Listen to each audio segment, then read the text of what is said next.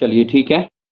तो अभी हम देखेंगे इसमें, जो मैंने कहा था आपको कि जो सेक्शनल टेस्ट है उसको हम करेंगे, जिसमें आपको भाषा और जो हिंदी कहानी वाला पोर्शन था मुख्यतः उससे रिलेटेड जो है 50 क्वेश्चंस हैं और 50 क्वेश्चन जो है आपको अगले भाग में से रहेंगे। तो इनको हम अभी देखेंगे इसमें, बाकी कंप्लीट जो है आपको कल शाम को मिल जाएगा। तो चलिए शुरू करते हैं। बाकी लोग आएंगे तो अच्छी बात है, नहीं आएंगे तो फिर रिकॉर्डेड क्लास को देख लेंगे। तो पहला पहला प्रश्न यहाँ पर लिखा है, सही विकल्प का चयन करना है। नए पाठ्यक्रम के आधार पर जो है ज्यादातर प्रश्न इस तरीके के पूछे जाने की संभावनाएं हैं। ठीक है, तो इसलिए थोड़ा सा आप इनको ध्यान में रखिए। इस प्रकार के प्रश्न जो है वो आपको बन सकते हैं। यहाँ पर आपके पास है ऑप्शन, देखिए। पहला बोला गया है, वियोगात्मक भाषा में प्रत्यय प्रकृति से अलग लगाया जाता है, यानी कि मूल शब्द से जो है वो अलग लगाया जाता है प्रत्यय या जो कारक हैं। तो ये आपने बिल्कुल पढ़ा था। देखिए, जो आपका भाषा वाला पोर्शन है उसमें जब हम वियोगात्मक भाषा और योगात्मक भाषा के बारे में बात कर रहे थे वहां पर, तो इसका जो राइट आंसर है ये वैसे यही हो जाएगा, क्योंकि वियोगात्मक भाषा में प्रत्यय जो है प्रकृति से अलग ही रहता है ना। उच्चारण की दृष्टि से भाषा की लघुत्तम इकाई वर्ण न होकर यहाँ पर क्या हो जाती है, ध्वनि हो जाती है। इसको ध्यान में रखेंगे आप। जबकि वर्ण जो है ये लेखन के आधार पर क्या है, भाषा की सबसे छोटी इकाई रही है। ठीक है, भाषा सीखने की प्रक्रिया को भाषा शिक्षण नहीं कहा जाता। भाषा शिक्षण है भाषा सिखाने की प्रक्रिया। सीखने की प्रक्रिया को आप कहते हैं भाषा अधिगम। ये बात भी आप यहाँ पर ध्यान में रखेंगे। तो सामान्य सी जानकारी यही है, इसको आप थोड़ा सा याद रख लीजिए। बाकी चीजें यहाँ पर उतनी ज्यादा आपको इसे याद रखने की आवश्यकता नहीं है। हाँ, हिंदी भाषा किस प्रकार की भाषा है, ये प्रश्न आपको जरूर पूछा जाता है। तो यहाँ पर आप ध्यान रखेंगे कि हिंदी भाषा जब भी आप पढ़ते हैं तो ये वियोगात्मक भाषा रही है। ठीक है, तो इसको आप याद रखें। जबकि संस्कृत जो है ये आपकी संयोगात्मक भाषा रही है। और भाषा की एक महत्वपूर्ण विशेषता ये भी मानी जाती है कि भाषा संयोगात्मक से वियोगात्मकता की तरफ जाती है। इस चीज को भी आप ध्यान में जरूर रखें।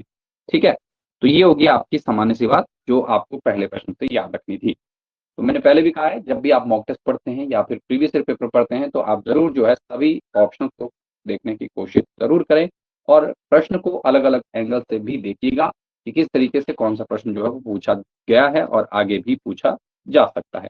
ठीक है, उसके लिए भी तैयार रहना है। चलिए दूसरा प्रश्न देखिए, पल्ली को प्राकृत का तद्भव रूप मानने वाले जो विद्वान हैं वो कौन से रहे हैं। अभी जो पाली भाषा रही है, देखिए इसका उद्भव किसी ने माना कि ये पल्ली से हुआ है। ठीक है, तो अब इसलिए जो है थोड़ा सा आप इसको भी ध्यान में रखिएगा कि जो पाली भाषा रही इसके संदर्भ में किसने कौन सी बात कही है। ठीक है, तो इसको थोड़ा सा आप याद जरूर रखें कि कौन लेखक जो है वो कौन सी बात इसके संदर्भ में कहता है।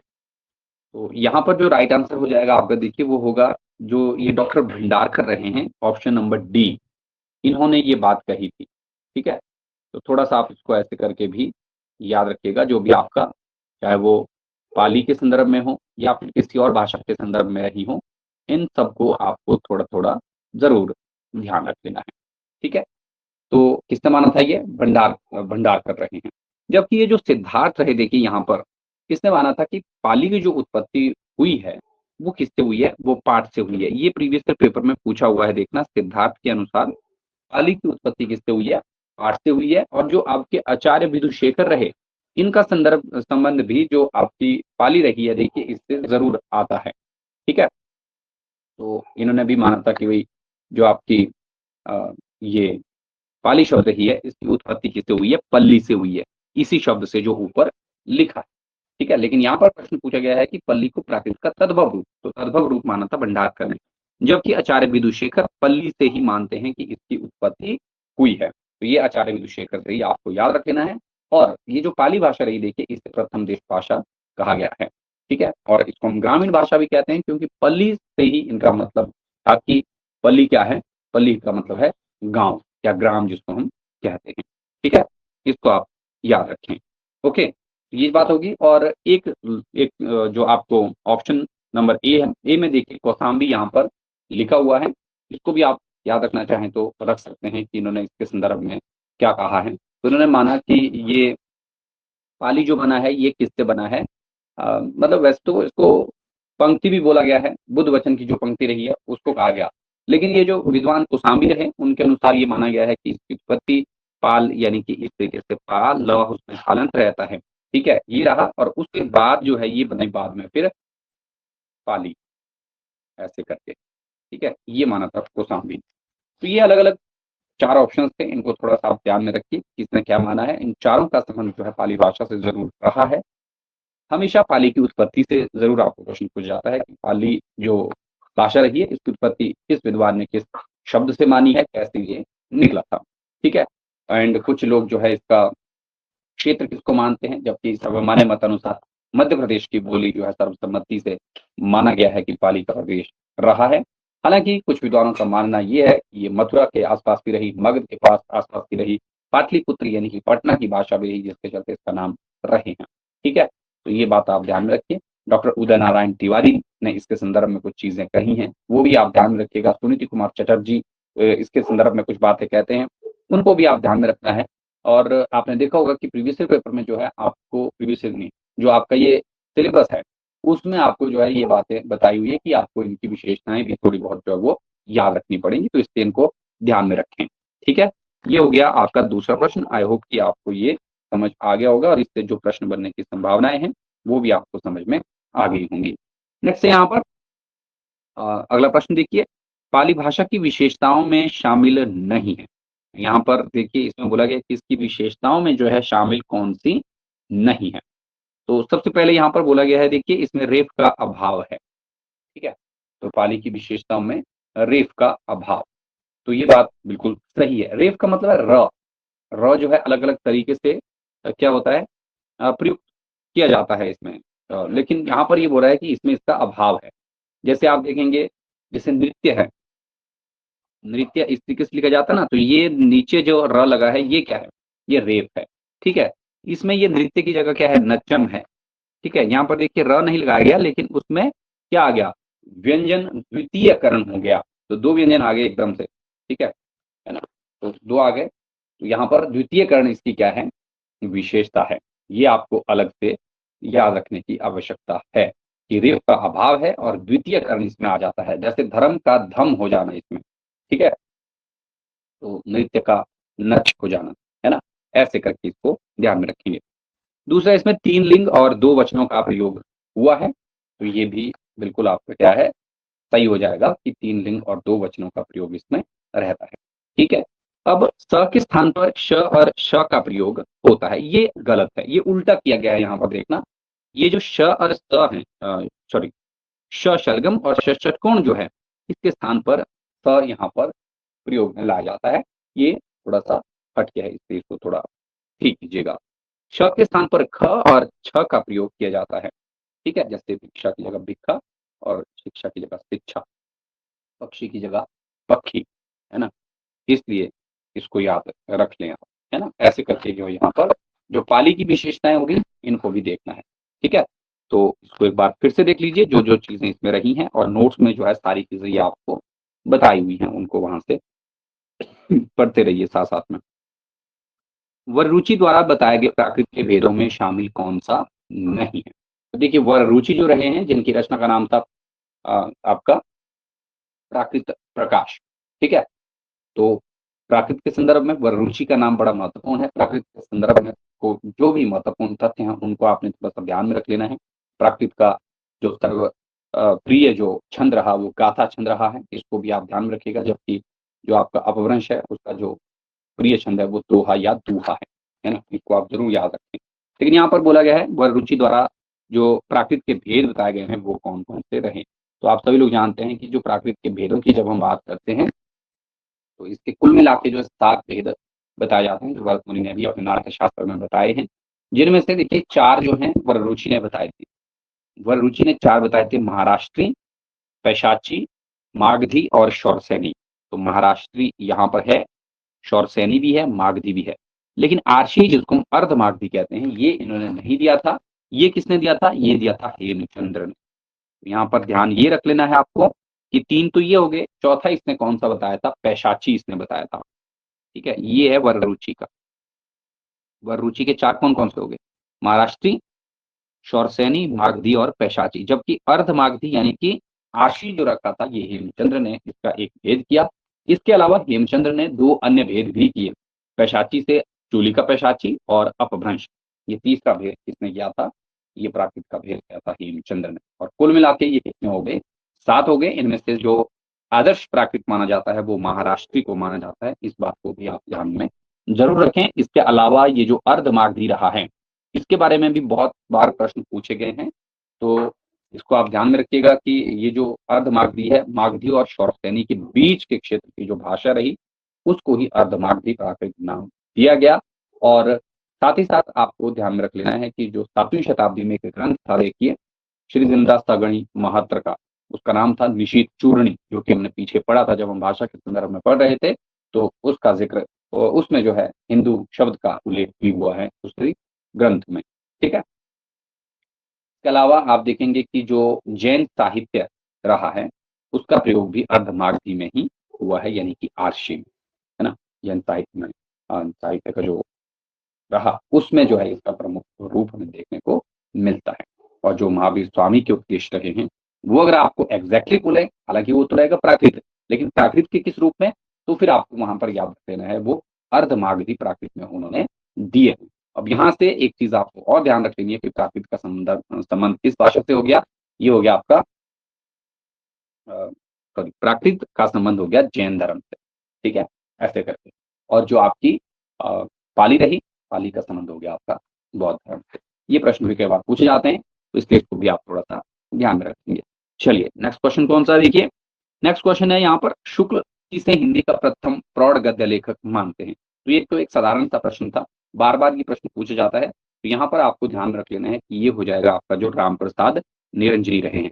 हालांकि यहाँ पर जल्दबाजी में लोग जो है गंग कवि की तरफ जा सकते हैं, तो ऐसा आपने नहीं करना है। गंग कवि इन्होंने प्रथम गद्य लेखक तो माना, लेकिन यहाँ पर एक शब्द जुड़ गया प्रौढ़, तो प्रौढ़ गद्य लेखक जो इसने माना ये था राम प्रसाद निरंजनी। इसको आप ध्यान में जरूर याद रखें। इनकी रचना का नाम था भाषा योग वशिष्ठ, इसको भी आप ध्यान रखेंगे। गंग कवि की चंचल बदन की महिमा, लल्लू लाल की प्रेम सागर, और सदा सुखलाल की जो रही सुख सागर। ये आप सभी लोग जानते हैं। इनको एक बार फिर से पढ़िए, इनकी भाषा नीति को पढ़िए, क्योंकि यहाँ से प्रश्न बनने की संभावना आपको जरूर रहेगी। खड़ी बोली की 3 शैलियां निर्धारित किसने की थी? तो ये भी आपको ध्यान में रख लेना है। इसका जो राइट आंसर है देखिए, ये है जॉन बॉर्थवे गिलक्राइस्ट। तो इनका संबंध फोर्ट विलियम कॉलेज से रहा, और ये पहले हिंदी विभाग के प्रथम अध्यक्ष रहे वहां पर, और इन्होंने ही लल्लू लाल और सदर मिश्र को नियुक्त किया था फोर्ट विलियम कॉलेज में। ठीक है, तो ये ध्यान रख लेना। अब ये 3 शैलियां कौन कौन सी थी जिनको आप याद रखेंगे? एक थी दरबारी शैली, एक थी हिंदुस्तानी शैली, और एक थी हिंदवी शैली। हिंदुस्तानी शैली इसको ये क्या कहते थे, इसको भी आप ध्यान में रखेंगे। तो उसको इन्होंने कहा था the grand popular speech of Hindustan. ये हम बहुत बार पढ़ चुके हैं पहले भी, लेकिन यहाँ पर आपको खाली इतना ही इसके बारे में याद रख लेना है। ठीक है, तो ये थे आपके जो मुख्य मुख्य बातें हैं, जिन बातों को आपको ध्यान रखना है। ठीक है, तो इसको याद रखें जरूर, ये आपके काम आने वाली है। देखें, दरबारी या फारसी शैली, हिंदुस्तानी और हिंदवी शैली, और the grand popular speech of Hindustan, ये हो जाएगी आपको कौन सी? आपकी हिंदुस्तानी। और हिंदुस्तानी नाम किसने दिया था? ये अंग्रेजों का दिया हुआ नाम है, ऐसा माना जाता है। और हिंदुस्तानी शैली जॉर्ज नहीं, सॉरी, जो किलक्राइस्ट हैं, ये क्या रही हैं, इनको सबसे ज्यादा ये प्रिय थी। इसको भी आप ध्यान में रखेंगे। ओके, तो ये होगी सामान्य सी बात जो याद रख लेनी है। पिन कोड जो हो गया, देखिए इन्होंने भी हिंदी के संदर्भ में जरूर कुछ न कुछ चीजें कही हैं। तो अगर आप ये आपके पास हिंदी साहित्य का इतिहास आचार्य रामचंद्र शुक्ल का है, तो उसमें इसका जिक्र मिल जाएगा, वहां पर इसको पढ़ सकते हैं। ग्रियर्सन के बारे में बहुत सारी चीजें हैं जो आपको बाद में याद रखनी है, भाषा के संदर्भ में भी, हिंदी साहित्य इतिहास लेखन के संदर्भ में भी। ठीक है, तो इनको भी आप याद जरूर रखें। ओके, चलिए नेक्स्ट है यहाँ पर देखिए आपके पास क्वेश्चन नंबर 7। लल्लू लाल की लगभग समस्त रचनाओं पर किसी अन्य रचना का आधार ग्रहण दिखाई पड़ता है। यानी कि ये जो लल्लू लाल रहे हैं, देखिए इनकी अधिकतर जो कृतियां रखी हैं, उन पर क्या है, उनको लिखने के लिए उन्होंने किसी न किसी रचना का आधार जो है वो जरूर लिया हुआ है। ठीक है, लेकिन यहाँ पर बोल रहे हैं कि उनकी ऐसी कौन सी कृति रही जिसमें किसी अन्य रचना के प्रभाव से मुक्त होकर के लिखा गया उसको, और वो मौलिक इनकी कृति मानी जाती है। तो सारी ही सारी रचनाएं जो है यहाँ पर किसकी हैं? लल्लू लाल की हैं। लेकिन ब्रज भाषा व्याकरण इनकी मौलिक कृति मानी जाती है। तो यहाँ पर थोड़ा सा आपने दिमाग लगाना था कि जो व्याकरण है वो किसी और के अनुकरण पर नहीं लिखा जा सकता, उसको आपको जो है बिल्कुल सटीकता से लिखना। जबकि लाल चंद्रिका, प्रेम सागर और सिंहासन बत्ती थी समस्त रचना, मतलब ये एकमात्र ही ऐसी रचना थी इनकी, देखना जो ब्रजभाषा व्याकरण की है, जिसको लेकर के इन्होंने किसी के कोई आधार या कोई सहारा नहीं लिया था। ठीक है, तो ये याद रख लेना। जबकि अगर आप देखते हैं कि इनकी जो सबसे प्रसिद्ध रचना रही है वो प्रेम सागर रही। ठीक है, जिसमें इनका हिंदी भाषा का जो स्वर है वो दिखाई देता है, और साथ ही साथ आप देखते हैं कि खड़ी बोली शब्द का इस्तेमाल भी पहले पहल इन्होंने इसी प्रेम सागर नामक कृति में किया था। ये जो लाल चंद्रिका रही, ये आप याद रखेंगे कि इनकी एक वीरसात्मक कृति रही है। ठीक है, इसके अलावा भी इन्होंने बहुत सारे ग्रंथ लिखे, देखिए जैसे सभा विलास हो गया, राजनीति हो गया, ठीक है, बैताल पच्चीसी हो गया, है ना, शकुंतला नाटक हो गया, है ना, तो ये आपने देखे हैं, माधव विलास हो गया, बाल विलास, सभा विलास वगैरह वगैरह, ऐसे करके ग्रंथ इन्होंने और भी लिखे हैं, उनको भी आप थोड़ा सा देखेंगे जरूर। निम्नलिखित में से किस आचार्य की भाषा पूर्वी पर लिए हुए व्यवहारिक खड़ी बोली है? तो देखिए जब भी इन चार लेखकों का उल्लेख आता है ना, तो फोर्ट विलियम कॉलेज हो गया, कॉलेज में कौन से रहे, कौन से नहीं रहे, है ना, ऐसा प्रश्न भी जरूर बनता है। लेकिन यहाँ पर प्रश्न पूछा गया है कि इनकी जो भाषा नीति है उससे रिलेटेड, कि भाई पूर्वीपन लिए हुए व्यवहारिक खड़ी बोली, तो ये किसकी थी? ये आपको सिंपल सा याद रख लेना, ये हो जाएगा आपका जो सदल मिश्र रहे हैं इनकी। और सदल मिश्र की जो भाषा रही है वो कौन सी रही? पूर्वीपन लिए हुए व्यवहारिक खड़ी बोली। और इसके संदर्भ में रामचंद्र तिवारी ने भी अपनी किताब में कुछ बातें कही हैं। उनको अगर आप पढ़ना चाहें तो पढ़ सकते हैं। लेकिन अभी मेरे हिसाब से उतना ज़्यादा डिटेल में जाने की ज़रूरत आपको नहीं है। हाँ, इनकी कृतियों को ज़रूर याद रख लेना कि इनकी इसकी जो रचना रही है वो है नासिकेतोपाख्यान, और इसके अलावा जिसका अन्य नाम है चंद्रावली। ठीक है? और एक अन्य कृति लिखी इसने रामचरित्र, साथ ही साथ इसने हिंदी और पर्शियन जो वोकैब्युलरी नामक एक ग्रंथ भी लिखा 1800 के आस-पास। ठीक है? तो इतना ज़्यादा डिटेल हो सकता है आपको याद रखने की ज़रूरत नहीं है, लेकिन इनकी जो मुख्य कृति है नास्तिकेतोपाख्यान, जो 1803 की रही, और 1803 में ही इनको फोर्ट विलियम कॉलेज में भाषा मुंशी के रूप में नियुक्ति मिली। ये बात आप ज़रूर याद रखें। ठीक है? लल्लूलाल की जो भाषा है लिखी, ये है ब्रजरंजित खड़ी बोली, जबकि सदल मिश्र की है पूर्वीपन लिए हुए व्यवहारिक खड़ी बोली। इंशाअल्लाह खां की जो भाषा रही, ये रही मुहावरे-नुमा, और सरस्वतलाल न्यास की जो भाषा रही, ये रही संस्कृत निष्ठ। आचार्य रामचंद्र शुक्ल ने ये माना कि सबसे ज़्यादा हिंदी के करीब या फिर अच्छी जो रही भाषा, वो सरस्वतलाल न्यास की ही ये मानते थे, यानी कि इन चारों में सबसे फॉर इनको ही इन्होंने माना। और शुक्ल सबसे पहले सरस्वतलाल न्यास को ही स्थान देते हैं, उसके बाद वो इंशाअल्लाह खान को रखते हैं, फिर लल्लूलाल को रखते हैं, और फिर सदल मिश्र को रखते हैं। ठीक है? तो ये क्रम भी आपको कई बार पूछा जाता है। जैसे अगर आप इसको थोड़ा-सा अलग देखेंगे कि बच्चन सिंह के अनुसार इसका क्रम क्या रहा? तो वो अलग हो जाएगा। और श्याम सुंदर दास, इन तीनों ने इनके जो क्रम को बताया है, लेकिन आप जो है अभी फ़िलहाल इनको शुक्ल का जो क्रम है वो याद रखें। सबसे पहले सदाशिवलाल न्यास को ही ये रखते हैं, और कई बार ऐसा भी प्रश्न पूछा है देखिए कि नियाज़ नाम से किसे जाना जाता है? तो सदाशिवलाल को ही जाना जाता है। ठीक है? और इसके बाद इन्होंने रखा इंशाअल्लाह सॉरी दूसरे नंबर पर, हाँ, इंशाअल्लाह खां को ही रखा। तीसरे नंबर पर लल्लूलाल, और चौथे नंबर पर सदल मिश्र। ये शुक्ल ने इनको रखा है। ठीक है? अदरवाइज़ हम इनको ऐसे पढ़ते हैं कि सबसे पहले लल्लूलाल है, फिर सदल मिश्र हैं, फिर इंशाअल्लाह खां है, फिर जो है सदाशिवलाल है ना? लेकिन शुक्ल ने इनको अलग तरीके से रखा। अगला प्रश्न है देखिए, आम-फहम और नागरी लिपि के पक्षधर विद्वान कौन थे? तो इसका जो राइट आंसर है ये है राजा शिव प्रसाद सितारे हिंद। आम-फहम, आम-फहम का मतलब है उर्दू मिश्रित जो हिंदी रही। ठीक है? इसको भी आपने ध्यान रख लेना, कई बार ये प्रश्न ऐसे ही पूछते हैं कि उर्दू मिश्रित हिंदी के पक्षधर कौन रहे? तो यहाँ पर आप याद रखेंगे, ये हो जाएगा राजा शिव प्रसाद सितारे हिंद। ठीक है? तो इसको ध्यान में रखिएगा। आम-फहम और खास पसंद या खान पसंद भी इस भाषा को बोला गया है, तो वो भी आप थोड़ा-सा ध्यान में ज़रूर रखेंगे। और ये जो राजा शिव प्रसाद सितारे हिंद रहे हैं, इनके बारे में आप ज़रूर याद रखें। इनकी रचनाएँ जो कौन-कौन सी रही हैं, वो भी याद रख लेना। विद्यार्थियों के लिए उन्होंने कौन-सा जो संग्रह प्रकाशित किया था, उसको भी आपने ध्यान में रख लेना है। बाकी इसके अलावा शुक्ल इनके संदर्भ में क्या कहते हैं, वो भी आपने ध्यान में रखना है। ठीक है? क्योंकि ये जो भाषा के विकास क्रम में इन सभी जो 4 यहाँ पर लेख रहे हैं देखना, इन चारों का ही महत्वपूर्ण योगदान रहा है। जबकि राजा लक्ष्मण सिंह की एक पंक्ति बड़ी महत्वपूर्ण आती है देखिए, जहाँ पर ये कहते हैं कि हिंदी और उर्दू 2 बोली न्यारी-न्यारी हैं। ये पंक्ति इसकी बड़ी महत्वपूर्ण है। ठीक है, राजा लक्ष्मण सिंह की 2-3 की रचनाएं भी रही हैं।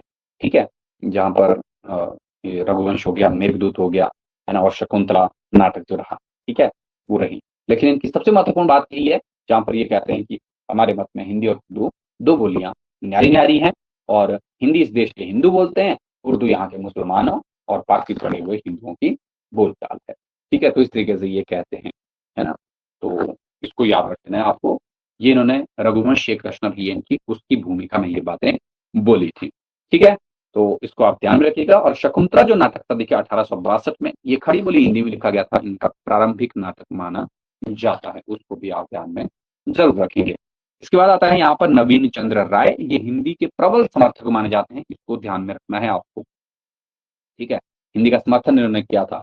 ठीक है, और इन्होंने जो अंजुमन लाहौर सभा भी इन्होंने चलाई थी। ठीक है, और स्त्री शिक्षा के प्रसार को उन्होंने ज्यादा तवज्जो दी थी, ये भी आप ध्यान में रखेंगे बाबू नवीन चंद्र राय के। ठीक है, एंड लास्ट में आता है आपका देखिए श्याम सुंदर दास का नाम। श्याम सुंदर दास हालांकि उतना अभी आप देखेंगे कि भाषा के संदर्भ में आप इसको नहीं देखते, हिंदी साहित्य के इतिहास ग्रंथों में आप इसका नाम जरूर देखते हैं, और काशी नागरिक प्रचार सभा में इसका नाम आपको जरूर देखने को मिलता है, तो वहां पर आप इसके बारे में जरूर देखेंगे। अभी फिलहाल आप इसको छोड़ देंगे, है ना।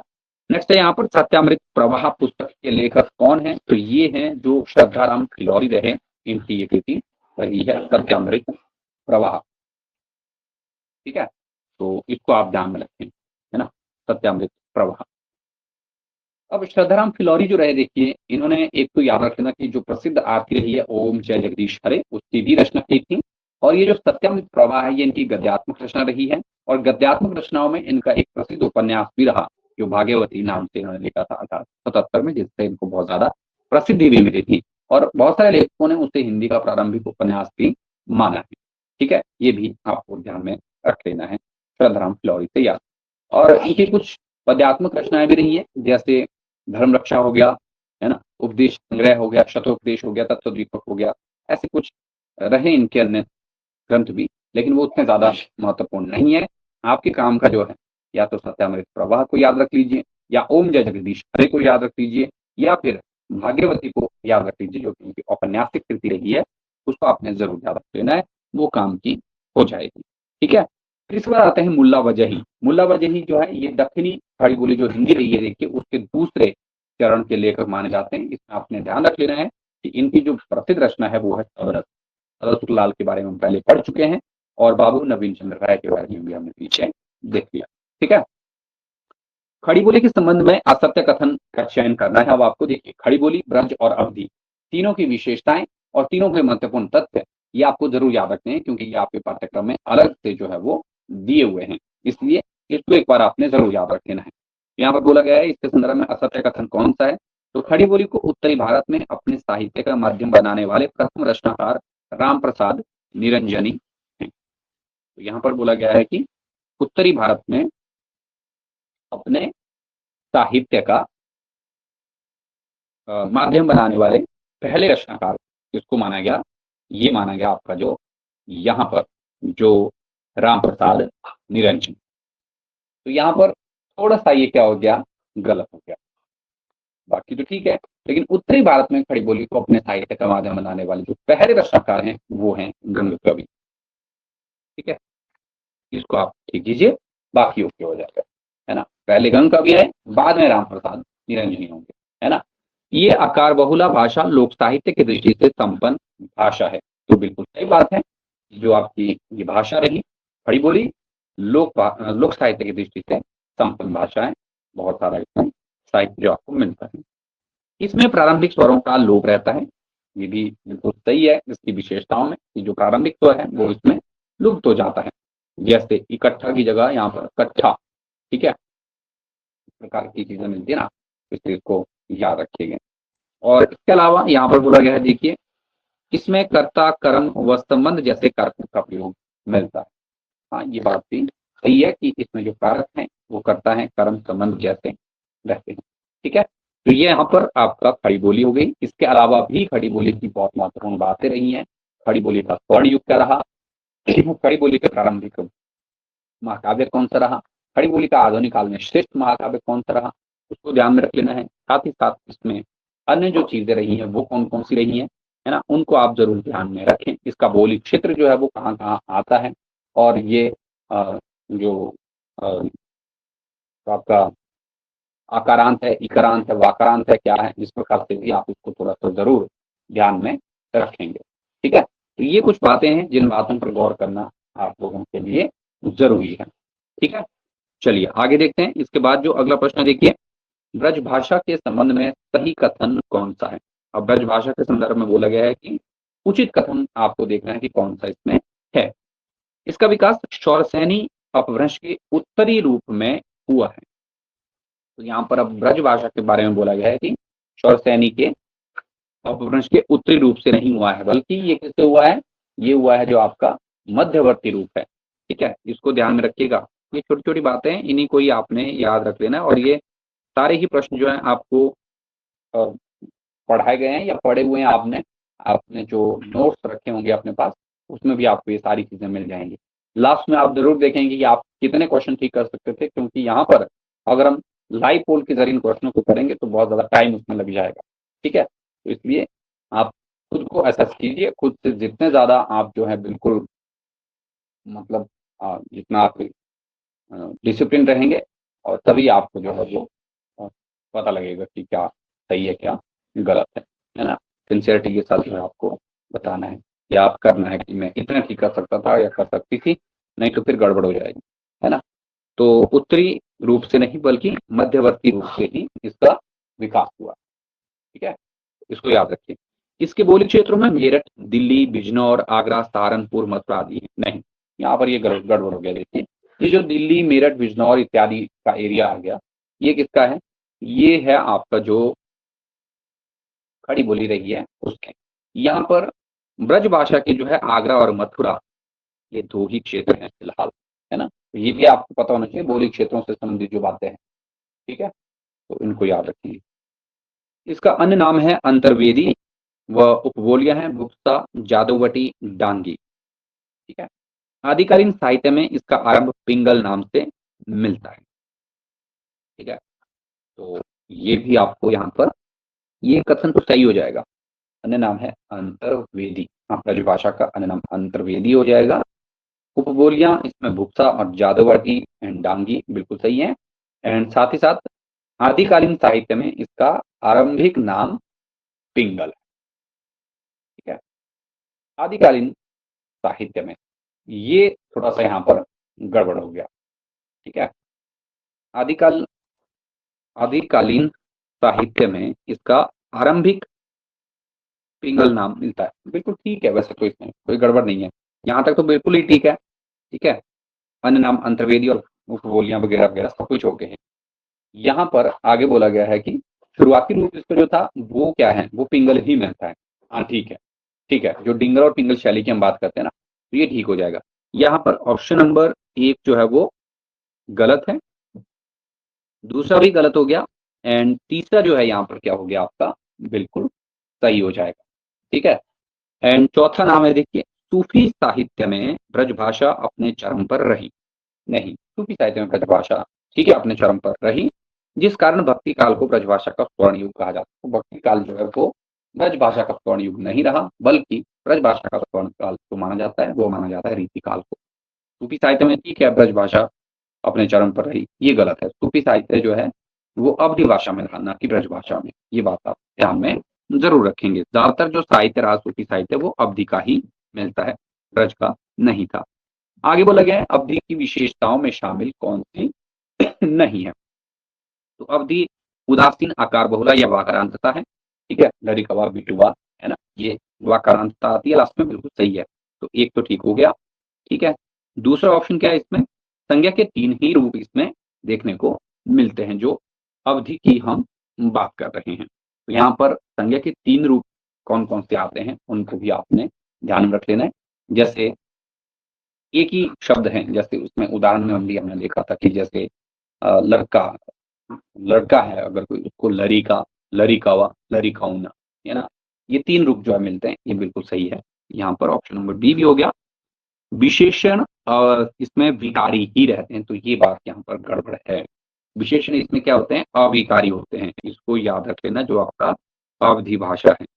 ठीक है, जैसे लड़का है, ठीक है, तो छोट लड़कवा, छोट लड़किया।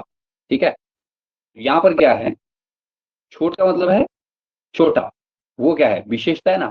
तो यहाँ पर अब जैसे हिंदी में आप देखेंगे कि छोटा लड़का, छोटी लड़की, तो यहाँ पर विशेषण में भी क्या हो रहा है, विकार आ रहा है, छोटा से छोटी बन गया। लेकिन इसमें ऐसा नहीं है, जैसे छोट बिटुआ, छोट बिटिया। ठीक है, छोट छोट ही आ रहा है, यहाँ पर विकार नहीं हो रहा है, तो ये क्या है, अविकारी है, विकार नहीं है उसमें, यानी कि वो अविकारी है। ठीक है, तो ये याद रखिए ना, विशेषण जो है इसमें जो आपका अवधि रही है उसमें क्या रहता है, अविकारी होते हैं। ठीक है, ऐ और औ का उच्चारण संध्याक्षरों के रूप में होता है, जैसे चौड़ा को चौड़ा, चौड़ा, चौड़ा। ठीक है, औरत, औरत, औरत ऐसे लिखेंगे उसमें, है ना। तो इसलिए यहाँ पर बोला गया है कि इनका उच्चारण स्थान क्या है, संध्याक्षरों के रूप में होता है। तो ये ब्रज अवधि और खड़ी बोली तीनों से संबंधित एक एक प्रश्न रखा गया था। इनको एक बार फिर से देखिएगा, जो भी आपके ये इस प्रकार के प्रश्न है थोड़े से विवरणात्मक, इनको थोड़ा सा आप समझ के पढ़े तो ज्यादा अच्छा रहेगा आप लोगों के लिए। ठीक है, मैथिली को यह नाम किसने दिया था, ये तो सामान्य से प्रश्न। देखिए, मैथिली को यह नाम दिया था कोलब्रुक ने, रेमंड ने भोजपुरी नाम दिया था, राहुल संकृत्यायन ने खड़ी बोली जो आपका कौरवी रही उसको नाम दिया था, ग्रियर्सन ने हरियाणवी को बांगड़ी कहा था। ऐसी कुछ कुछ बातें हैं, इनको आप थोड़ा सा फिर से देख लीजिएगा। नामकरण वाले प्रश्न जो है ये आ सकते हैं आपको। नेक्स्ट देखिए, सही कथन का चयन करना है आपको। ठीक है, शिक्षा एवं साहित्य के क्षेत्र में बोली का विशेष महत्व होता है, ये बिल्कुल सही बात है ना। तो शिक्षा और साहित्य के क्षेत्र में बोली का महत्व तो रहेगा ही रहेगा। क्षेत्रीय बोली में साहित्य की रचना का विस्तार होता है, तो उसे स्थानीय भाषा के नाम से जाना जाता है। तो स्थानीय भाषा नहीं बोलते, उसको उपभाषा बोलते हैं। एग्जैक्टली जब हम भाषा की बात करते हैं तो यहाँ पर ये गलत हो जाएगा। बोली में व्याकरण एवं साहित्य की आवश्यकता होती है, नहीं होती। बोली में हमें किसी भी प्रकार के व्याकरण और साहित्य की आवश्यकता नहीं रहती, उसको हम बिल्कुल वैसे ही बिना साहित्य वगैरह बिना उसके लिख लेते हैं। ये भाषा का राष्ट्रीय स्वरूप है, राष्ट्रीय नहीं है, ये क्षेत्रीय स्वरूप है। ठीक है, इसको भी आप याद रख सकते हैं, है ना। तो ये हो गया आपके जो प्रश्न संख्या 15 है बोली के संदर्भ में, यानी कि हिंदी के जो विविध रूप रखे हैं हिंदी भाषा के, उससे भी आपको प्रश्न जो है आप ध्यान रखने हैं। ठीक है, कितनी हमारी भाषाएं, कितनी बोलियां हैं, वो सारी बातें यहाँ पर मिल जाएंगी। संविधान लागू होने के बाद राजभाषा के प्रयोग के संदर्भ में कई घटनाएं घटी, जिनमें से प्रमुख जो है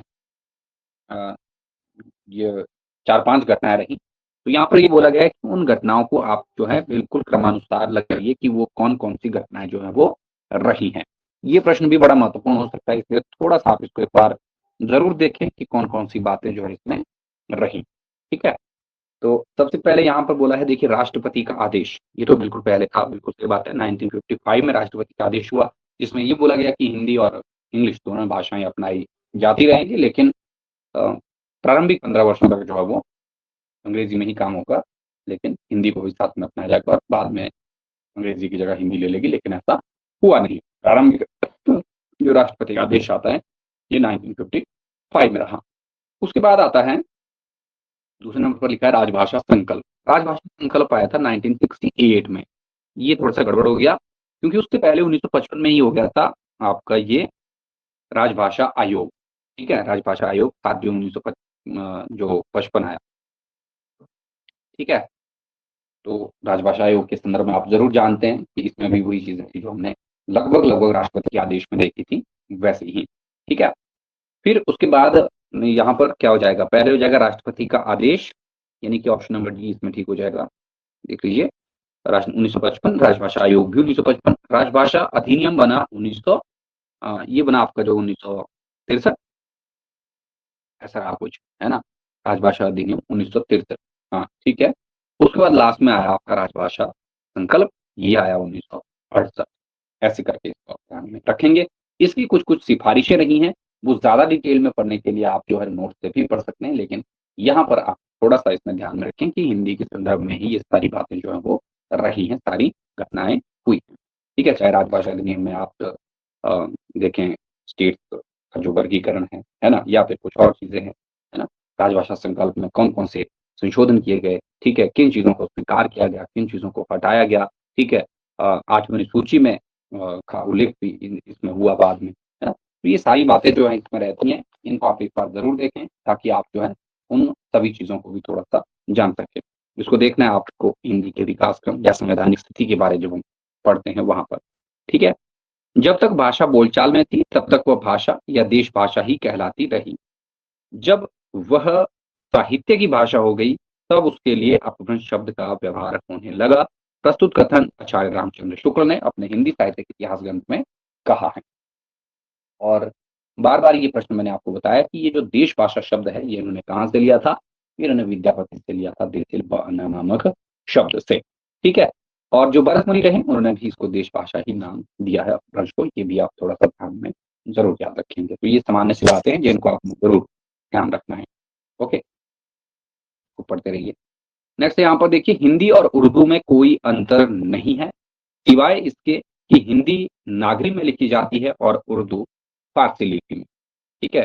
प्रस्तुत कथन किस विद्वान का है, ये भी बड़ा महत्वपूर्ण है कि हिंदी के संदर्भ में अलग अलग विद्वानों ने ये जो कथन कहे हैं, यहाँ से भी आपको प्रश्न जो है वो बन जाते हैं। थोड़ा सा आप इसको एक बार जरूर देखें कि हिंदी के संदर्भ में किन किन विद्वानों ने कौन कौन सी पंक्तियां जो है वो कही है। तो ये पंडित जवाहरलाल नेहरू का कथन रहा, इसको भी आप एक बार जरूर देखें कि क्या बातें जो है ये इसके संदर्भ में कहते हैं, क्योंकि कई बार जो है ऐसे प्रश्न भी बन जाते हैं, है ना। खासकर ये इसमें आप देखेंगे कि जो महात्मा गांधी का कथन है, ठीक है, वो भी बड़ा महत्वपूर्ण है। जो हिंदी के संदर्भ में वो कहते हैं कि अ, हिंदी को हम राष्ट्रभाषा मानते हैं, इस प्रकार के हमने कुछ कथन कहे, है ना। बाकी और भी इसने एक दो बातें कही हैं महात्मा गांधी ने, उनको भी आप देखना चाहें तो देख सकते हैं, है ना।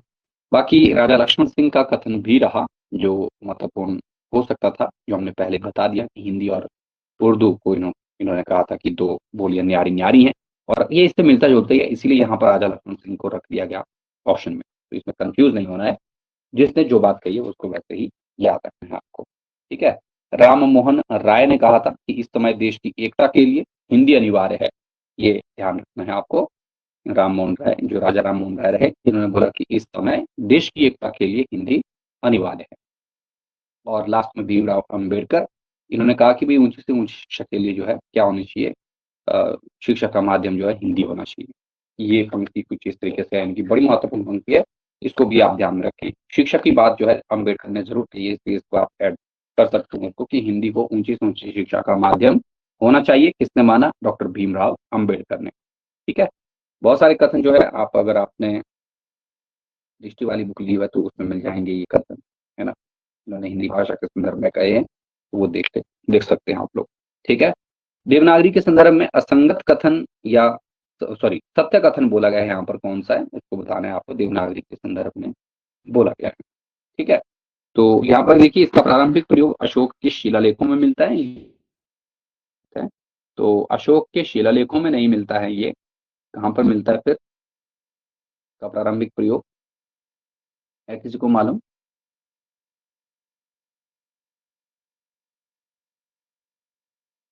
राजा जयभट्ट के शिलालेखों में, जयभट्ट। देवनागरी का विकास जो आपका उत्तरी नागरी से माना जाता है, तो उत्तरी नागरी भी नहीं रहा, इसका विकास जो रहा पश्चिमी नागरी से। ये छोटी छोटी बातें हैं, इनको ध्यान रख लेना। उत्तरी नागरी नहीं होगा, पश्चिमी नागरी हो जाएगा, यानी कि ऑप्शन नंबर बी भी गलत हो जाएगा, ठीक है। तो सत्य कौन सा है? देवनागरी के अक्षरों की बनावट बड़ी जटिल बताएगी, ये बिल्कुल सही बात है। ऐसा माना जाता है कि छोटे बच्चे हैं उनको समझने में इसमें थोड़ी सी क्या रहती है, मतलब आसानी नहीं रहती, कठिन और बोझिल जैसी है ये भाई, है ना। ऐसा माना गया विद्वानों के द्वारा, जो एक खामी भी मानी जाती है, इसको आप ध्यान में रखेंगे, ठीक है। देवनागरी लिपि के सुधार के संस्थागत प्रयासों में प्रथम प्रयास उत्तर प्रदेश सरकार द्वारा किया गया, तो ये गलत कथन है। उत्तर प्रदेश सरकार के द्वारा पहला संस्थागत प्रयास नहीं किया गया था, पहला था काका कालेलकर जो समिति रही वो वाली, ठीक है, उसको पहले रखेंगे आप। इसके बाद बोला गया है सही मिलान कौन सा नहीं है, लिपि को लेकर के ही बोला गया है, देख रहे हैं, खासकर हमारी जो देवनागरी लिपि रही है उसके बारे में। संसार की कोई लिपि यदि सर्वाधिक पूर्ण है तो वह एकमात्र देवनागरी ही, ठीक है। तो यहाँ पर ये ऑप्शन बिल्कुल सही है। यहाँ पर देवनागरी को लेकर के जो विद्वानों ने कथन कहे हैं, इनको भी आप एक बार जरूर याद रखें। नेक्स्ट बोला गया है, देवनागरी दुनिया की सबसे वैज्ञानिक लिपि है। राहुल सांकृत्यायन, बिल्कुल सही बात है। नागरी लिपि से बढ़कर वैज्ञानिक लिपि मैंने नहीं पाई, विनोबा भावे मानते हैं ये बात, बिल्कुल सही है ये वाला ऑप्शन भी। और लास्ट में लिखा गया है, देखिए, देवनागरी किसी भी लिपि की तुलना में अधिक वैज्ञानिक एवं व्यवस्थित लिपि है। ये यहाँ पर लिखा है MC छागला। तो MC छागला ने ये कथन नहीं कहा था, बल्कि ये कहा था विलियम जोन्स एक रहे हैं, ठीक है, उनका ये कथन है। तो याद रख लीजिए, विलियम जोन्स, आदना विलियम जोन्स का ये कथन है कि जो देवनागरी रही है आपकी, वो क्या है, किसी भी लिपि की तुलना में अधिक वैज्ञानिक एवं व्यवस्थित लिपि रही है। अब बात ये आती है कि MC छागला ने भी तो कुछ ना कुछ चीजें कही होंगी, इसलिए इसकी पंक्ति को भी आपने ध्यान में रख लेना है। ये कहते हैं कि हमारे लिए यदि कोई सर्वमान्य लिपि स्वीकार करना संभव है तो वो देवनागरी है। यानी कि सर्वमान्य लिपि अगर कोई स्वीकार करनी संभव है तो वो देवनागरी है। ये बात किसने बोली, ये उनकी MC छागला ने। इसको ध्यान में रखिए, नोट्स में आपको ये सारे ही कथन मिल जाएंगे। आप देखेंगे यूजीसी पेपर में, यूजीसी नेट के पेपर में भी यहाँ से प्रश्न जो है पूछा हुआ है इन्हीं नामों में से किसने इसको लेकर के कहा है, ठीक है। थोड़ा सा आप इनके बारे में जरूर देखें कि कौन से कथन जो है किस विद्वान के द्वारा कहे गए हैं देवनागरी को लेकर के, ठीक है। निम्नलिखित में से ओकार बहुला नहीं है। तो यहाँ पर देखिए, ये है आपकी अवधि, जबकि ब्रज, मारवाड़ी और मालवी, यानी कि राजस्थानी की आती है ना, मारवाड़ी मालवी, ठीक है। तो ये क्या है आपकी, ये आपकी ओकार बहुला है। ब्रजभाषा तो रही है ओकार बहुला, है ना। आयु, घोष, बड़ो, व्यापारी, ऐसी इसमें बात आती है ना। तो दूसरी तरफ मारवाड़ी, है ना, और मालवी, ये भी ओकार बहुला रही। और टवर्गी जो जो आपका देखते हैं कि ट वर्ग के जो वर्ण रहे हैं उसकी बहुलता जो है इसमें देखने को मिलती है, ये भी आप ध्यान में रखेंगे। जबकि अवधि यहाँ पर वाकारांतता है ना, वा ध्वनि इसमें लास्ट में रहती है, जिसको हम उदासीन आकार बहुला भी कहते हैं। यानी कि आकार बहुला तो है लेकिन उदासीन है, कम है भाई आकारांतता इसमें, ठीक है। लेकिन वाकारांतता जो है वो ज्यादा है, वो थोड़ा सा आप ध्यान में रखेंगे। तो ये भी इसकी एक महत्वपूर्ण विशेषता रहेगी, इसलिए इसको भी आप जरूर रखें। इस अनुच्छेद में कहा गया है कि संघ का यह कर्तव्य होगा कि वह हिंदी भाषा का प्रसार बढ़ाए। ये अनुच्छेद 351 में आता है, ठीक है। तो इसको आप ध्यान में रखें। 43 में क्या है, 47 में क्या है, 210 में क्या क्या बातें बताई गई हैं, उनको भी आपने जरूर देखना है, क्योंकि ये भी बड़े काम के हैं, ठीक है। प्राय भाषणों के अनुवाद के लिए किस अनुवाद का प्रयोग किया जाता है? तो भाषणों में किया जाता है आशु अनुवाद का प्रयोग, यानी कि शीघ्र अनुवाद या तुरंत अनुवाद इसको माना जाता है, क्योंकि उस वक्त हमें क्या चाहिए, तुरंत अनुवादक की जरूरत पड़ती है। ये सामान्य सा प्रश्न था। बाकियों को आ रही है आवाज मेरी क्या?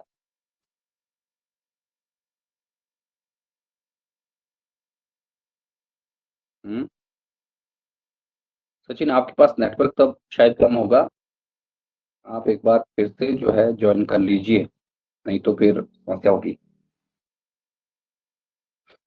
मेरे एंड से अगर दिक्कत होती तो शायद फिर आपको नहीं आनी चाहिए ना, बाकी को तो ठीक आती है। चलिए एक बार फिर से देखते हैं आप। किशोरीदास वाजपेयी की रचना इनमें से कौन सी नहीं रही? तो देखिए, किशोरीदास वाजपेयी जो रहे हैं, यहाँ पर बोला गया है कि इनकी रचना कौन सी नहीं है।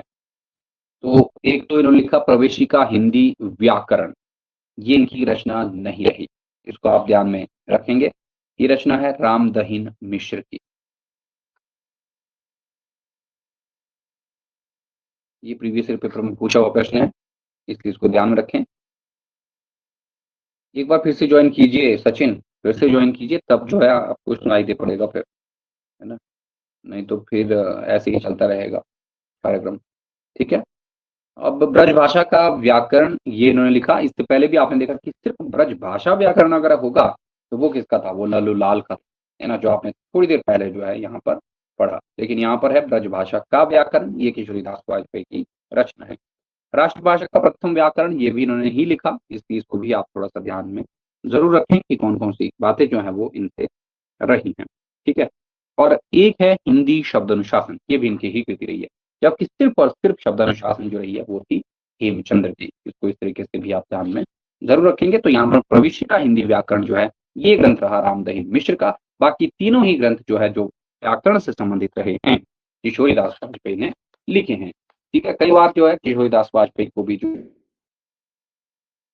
आता है, लेकिन हिंदी का पढ़ा नहीं बोला गया है, सही मायने में जो आपके कामता प्रसाद गुरु रहे हैं उनको ही।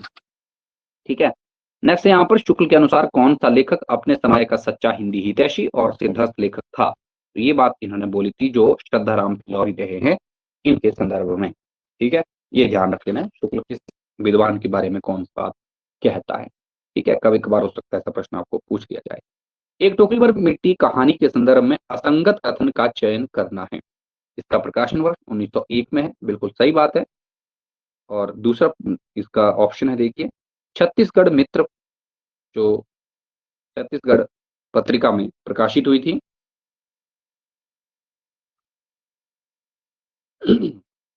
सचिन कह रहे हैं भाई मैसेज करके भी मुझे आवाज नहीं आ रही है, तो क्या करें फिर उनका। तो छत्तीसगढ़ मित्र जो पत्रिका रही है उसमें प्रकाशित हुई थी, ये भी सही है। ठीक है, अगला है देखिए इसमें ये एक राजनीतिक कहानी है, तो ऐसा नहीं है, राजनीति की बात इसमें जरा भी नहीं रहती। आपने पढ़ी होगी एक टोकरी भर मिट्टी, अगर नहीं पढ़ी तो फिर से पढ़ लीजिएगा। इस कहानी का कथानक संक्षिप्त एवं नैतिक मूल्यों पर आधारित है, बिल्कुल सही बात है, कोई बड़ी कहानी नहीं है, छोटी सी कहानी ही रही है ये। और नैतिकता नैतिक शिक्षा की बात इसमें बताई गई है। अब ठीक आ रही है सचिन आवाज की अभी भी नहीं आ रही है?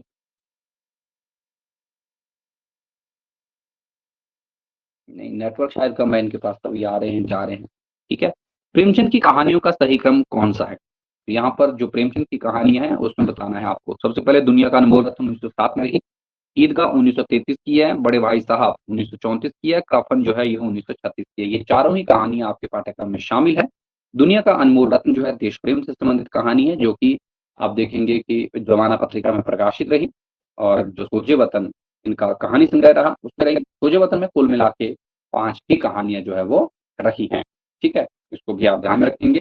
साथ ही साथ जो ईदगाह है ये बाल मनोविज्ञान पर आधारित कहानी है, तो भी आपने ध्यान में रख लेना है। 1933 की ये कृति रही है। इसके कथन इसके पात्र बड़े ज्यादा महत्वपूर्ण है, इनको थोड़ा सा याद जरूर रखें।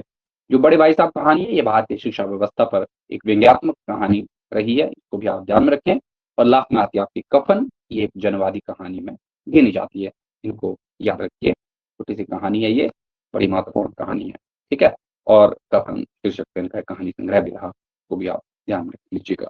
ठीक है, चलिए आगे देखते हैं। इसके बाद है देखिए ईदगाह कहानी में दुकानदार ने चिमटे की कीमत कितने पैसे बताई थी? तो उसने बताया था कि चिमटे की जो कीमत है वो 6 पैसे है। ठीक है, तो हामिद के पास कितने थे? उसके पास तो खाली 3 ही थे, है ना, और वो 3 उसको दे देता है।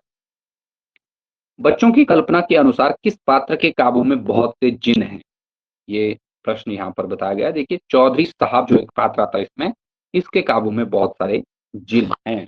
ठीक है, तो ये बात इन्होंने मानी, भाई बहुत ज्यादा रईस आदमी है, इसके पास हर वो चीज है जो मतलब ये चाहता है या चाह सकता था। ईदगाह कहानी में चिमटे के लिए कौन सी संज्ञा हामिद के द्वारा दी जाती है? तो सामान्य से प्रश्न है कि आपने जरूर पढ़ी होगी, ये रुस्तम हिंद इसको कहता है, जो चिमटा रहा है रुस्तम हिंद। दिल फरेब के शहर का नाम क्या था? तो दिल फरेब एक नायिका है, और ये किस कहानी की नायिका है ये भी आपको ध्यान रखना है। दुनिया का अनमोल रत्न है, तो ये मीनो सवाद नामक शहर से इसका संबंध तो रहा। ठीक है, मीनो सवाद, ये याद रखना है। लहस्रमा किस कहानी का पात्र है? तो ये है तीसरी कसम, जो फणीश्वरनाथ रेणु की कहानी रही है। तीसरी कसम का अन्य नाम है मारे गए गुलफाम। 3 कस्में कौन कौन सी हैं इसमें, वो भी आपको जरूर याद रख लेना है। ठीक है, कि चोरी का माल नहीं ढोएगा, ठीक है, कमरे की औरत को भी नहीं ला देगा, लास्ट में ये कसम वो खाता है। ठीक है, 1-2 कस्में और दूसरी कसम और रही, वो भी आप एक बार जरूर याद रखें। तो ये सामान्य सी बातें हैं जिन बातों को आपने जरूर ध्यान रख लेना है। इस इसी कहानी के नहीं बल्कि जो भी आपकी कहानियां रही हैं, प्रमुख मुख्य कहानियां, बस तो सभी कहानियों को ही आपको याद रखना पड़ेगा कि उसके पात्र कौन से रहे हैं, उसमें क्या क्या बातें रही हैं, किस घटना विशेष पर लिखी गई कौन सी कहानी रही है, वो आपने याद रखने हैं। ठीक है, नेक्स्ट है यहाँ पर देखिए जो आपके पास वापसी कहानी, उसके पात्रों में शामिल बोला गया है कि कौन सा नहीं है। चलिए देख लेते हैं कौन सा इसमें शामिल नहीं है।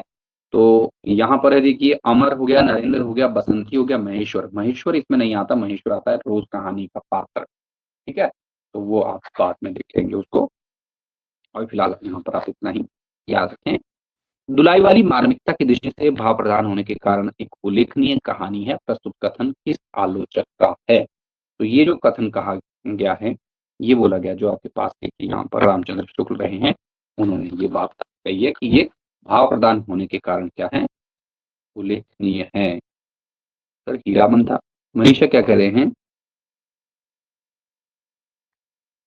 हीरामन कहाँ पर, किस प्रश्न की बात कर रहे हैं मनीषा?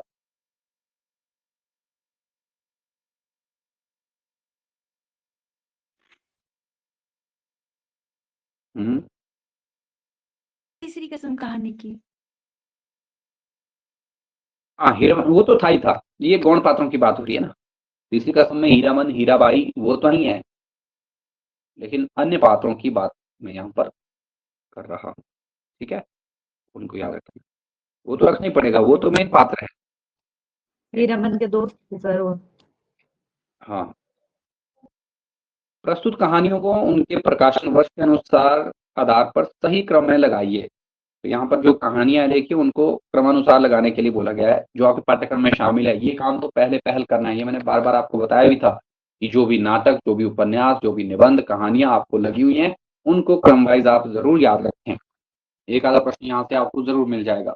ठीक है, तो सबसे पहले यहाँ पर देखिए जो आपका अपना अपना भाग्य, ये 1929 के आसपास की कृति रही है। तीसरी कसम 1955 या 56 के आसपास की कृति है। इंस्पेक्टर माता दीन चांद पर, ये 1970 में लिखी गई थी। और रोज कहानी बीच में रह गई, ये 1960 की कहानी है। ठीक है, तो ये आप 1960 में बहुत सारी रही, जैसे वापसी हो गया। ठीक है, एक जो है परिंदे हो गई, है ना, ये 1960 में लिखी गई। इनको ध्यान में जरूर रखना है आपको, बड़ी महत्वपूर्ण कहानियां हैं ये सारी की सारी। प्रश्न से पूछा जा सकता है कि 1960 के वर्ष में कौन सी कहानी जो है वो प्रकाशित हुई थी, कौन सी नहीं हुई थी, तो उसको भी ध्यान में रखेंगे। क्या स्त्री होना कोई पाप है? प्रस्तुत कथन किस कहानी में आया है? ये यूजीसी नेट के पुराने पेपर में प्रश्न आया हुआ है। तो ये आकाशदीप कहानी का कथन है, जो कि चंपा का कथन। ठीक है, तो उसको आप ध्यान में रखेंगे, है ना। जयशंकर प्रसाद की आकाशदीप कहानी, उसको देखना है आपको एक बार, बड़ी महत्वपूर्ण कहानी है ये। इसके कथन काम के हैं। लाल पान की बेगम भी बड़ी अच्छी कहानी है ना। इसके कथनों को आप जरूर देखेंगे एक बार। रेलवे क्वार्टर में गजाधर बाबू के नौकर का नाम क्या था? तो उसके नौकर का नाम था गणेशी। ठीक है, तो इसको आपने देखना है। कांति इनकी बड़ी बेटी थी, अमर इनका बेटा, नरेंद्र इनका छोटा बेटा था। ऐसे करके इसको ध्यान में रखेंगे आप लोग। मधुरेश के अनुसार कौन सी कहानी विभाजन की पृष्ठभूमि पर मानवीय सादृश्यता को गहरी संवेदनशीलता से अंकित करती है? तो ये था सिक्का बदल गया है। तो ये कथन है इनका एक, इसको ध्यान में रखिएगा। प्रश्न ऐसे पूछा जा सकता है आपको कि सिक्का बदल गया कहानी विभाजन की पृष्ठभूमि पर मानवीय सादृश्यता को गहरी संवेदनशीलता से अंकित करता है।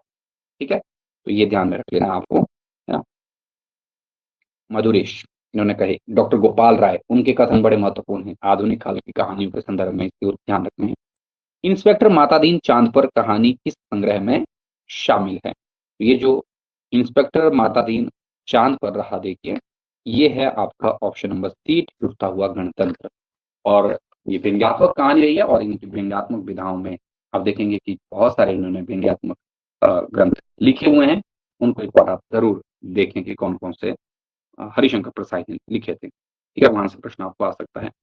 नेक्स्ट है यहाँ पर देखिए, कुछ भी कह लो, अपने देश का सुख कहीं और नहीं मिलता।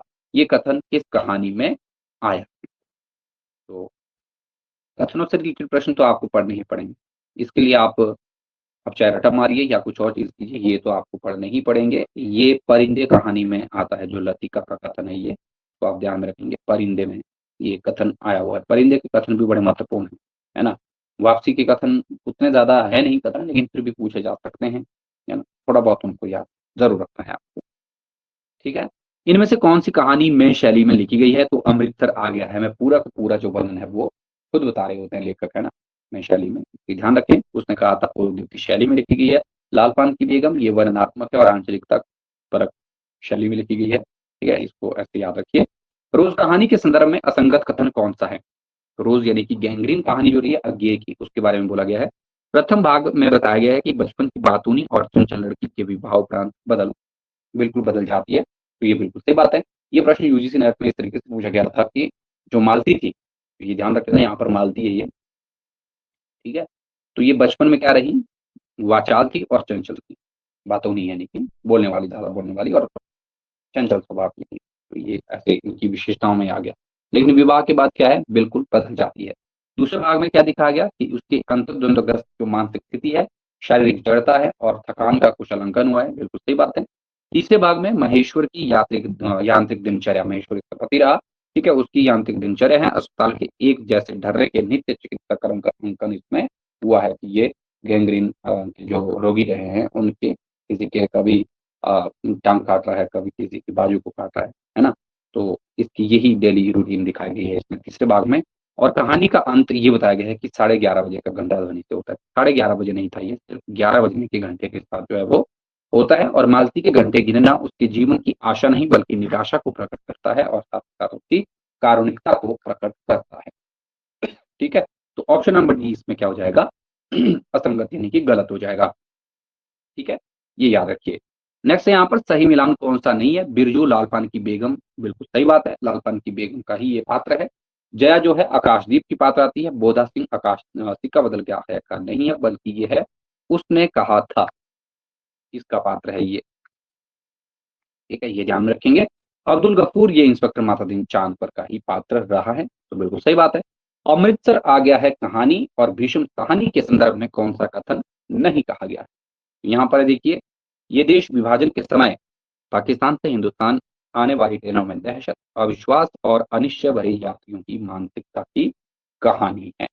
ये बात बिल्कुल सही है, इसको आप ध्यान में रखना, है ना? अभी मैं स्वयं इस बात को भूल गया हूँ कि ये किसने कही है ये पंक्ति, लेकिन ये इसके संदर्भ में बोला गया है, ठीक है? नोट्स में अगर आपके पास अभी ये हैं, तो आप इसको एक बार देख लेना कि किसने ये बात कही थी, है ना?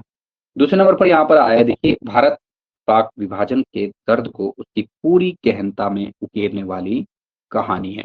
ये इसके संदर्भ में नहीं बोला गया था। इसको आप ध्यान में रखेंगे। ये जो है सिक्का बदल गया है कहानी के संदर्भ में रामचंद्र तिवारी ने कहा था। ठीक है? तो ये बात आपको ध्यान में रखनी है, रामचंद्र तिवारी ने सिक्का बदल गया है नामक कहानी के संदर्भ में ये बात बोली थी। ठीक है? इसको आप याद रख लीजिए। उसके बाद है यहाँ पर देखिए, जीवन की विडंबनापूर्ण स्थितियों की पहचान भी भीष्म साहनी में अप्रतिम है। यह विडंबना उनकी अनेक अच्छी कहानियों की जान। तो ये डॉक्टर चन्नाबर सिंह रहे हैं, उन्होंने इसके संदर्भ में कही थी, ये कथन बिल्कुल सही है। तो यानी कि यहाँ पर आपको आंसर मिल गया कि कौन सा कथन नहीं है, तो ये है ऑप्शन नंबर बी। पहला जो है बोला गया है, इसको आप एक बार देख लीजिए खुद, अगर आपको मिलता है कि ये किसने कहा था। अब मैं इसको अभी फ़िलहाल के लिए भूल चुका हूँ, कि ये किसने इसके बारे में कहा था। आई थिंक या तो गोपाल राय या मधुरेश, इन 2 में से एक का कथन ही ये होना चाहिए। लेकिन फिर भी आप एक बार इसको ज़रूर देखिए, जहाँ पर अमृतसर आ गया है कहानी रखी गई है, उसको वहाँ से देख लेना इस कथन को कि ये कथन किसने कहा है, अमृतसर आ गया है कहानी के संदर्भ में। ठीक है? और जहाँ तक मेरा ख़्याल है, डॉक्टर गोपाल राय या मधुरेश, इन दोनों का ही हो सकता है, बाकियों ने नहीं बोला आधुनिक काल में। ठीक है? नेक्स्ट है देखिए, कौन-सी कहानी लैंड सेटलमेंट गोपाल राय ने अ, बोला सर, हाँ जी, गोपाल राय ने। अच्छा ठीक है, इसको ठीक कर लीजिए, गोपाल राय, है ना? ओके। कौन-सी कहानी लैंड सर्वे सेटलमेंट एक्ट पर आधारित है? तो ये है आपका लाल पान की बेगम। जब आप इसको पढ़ेंगे तब आपको ये अच्छे से समझ में आ जाएगा। अभी हमारे पास थोड़ा-सा टाइम कम रह गया, इसलिए इसको देखेंगे आपको, है ना? नेक्स्ट है यहाँ पर लाल पान की बेगम कहानी में आए टोलों में शामिल नहीं है। कुरमा टोली रही, बबुआन टोली रही, कोयरी टोली रही, लेकिन नारायण टोली उसमें नहीं आती है कहीं भी कहानी में ज़िक्र, इसलिए इसको आप ध्यान में रखें। कुरमा टोली, बबुआन टोली और कोयरी टोली आई और नहीं रहा। सजनवा बैरी हो गए हमारो गीत तीसरी कसम के किस पात्र के द्वारा गाया जाता है? तो ये हीरामन जो रहा है उसके द्वारा गाया जाता है। ठीक है? सजनवा बैरी हो गया हमारो। ठीक है? बच्चों के द्वारा भी यहाँ पर एक गीत गाया जाता है, वो आपने देखना है। नौटंकी का ऐलान गीत भी रहता है और हीराबाई तो यहाँ पर कोई गीत नहीं गाती। ठीक है? तो इनको एक बार आप ज़रूर देखें, बड़ी कहानी है, देखना लंबी कहानी है, कई बार ऐसा भी प्रश्न पूछे जाते हैं कि जो तीसरी कसम कहानी रही है इसमें आपका कौन कौन से गीत आए हैं या फिर इसका रूप कैसा रहा है वो आपने ध्यान रखना है। ठीक है। और नौटंकी का जो ऐलान गीत है वो बड़ा महत्वपूर्ण है इसमें, तेरी बांकी अदा पर मैं हूँ, मैं खुद हूँ फिदा, है ना। तो जिस तरीके का रहा वो गीत उसको आपने देखना है। ठीक है। एंड बच्चों के द्वारा जो गीत गाया गया था, बच्चों के द्वारा रटा हुआ जो गीत रहता है, लाली लाली डोलिया, ऐसा है कुछ, लाली लाली डोलिया में दुल्हनिया पान खाए, है ना। ऐसे जैसा कुछ उसको देख लेना आप लोग। बड़े सारे गीत आए इसमें, तीसरी कसम कहानी पर तीसरी कसम मूवी भी बनी है, उसको भी आप याद रखेंगे, राज कपूर और वाहिदा की। तीसरी कसम कहानी में हीरामन कितने वर्षों से गाड़ी हाँकता आया है, तो ये 20 वर्षों से जो है गाड़ी चला रहा है। ठीक है, ये बात आप याद रखेंगे इसके बारे में। नेक्स्ट है, किस कहानी में गुलाम भारत की 20वीं शती के नैनीताल शहर का चित्रण मिलता है। ये हो जाएगा आपका अपना अपना भाग्य, है ना, यही है। और आखिरी प्रश्न है, रखा पहलवान किस कहानी का पात्र है। ये तो आसान सा प्रश्न है, कोई गड़बड़ वाली बात ही नहीं है, ये मलबे का मालिक जो कहानी रही है उसमें आता है, इसको हमने पढ़ा भी था, रखा पहलवान। ठीक है, तो ये हो गया आज के 50 क्वेश्चन। अगले 50 प्रश्न देखेंगे हम अगले भाग में।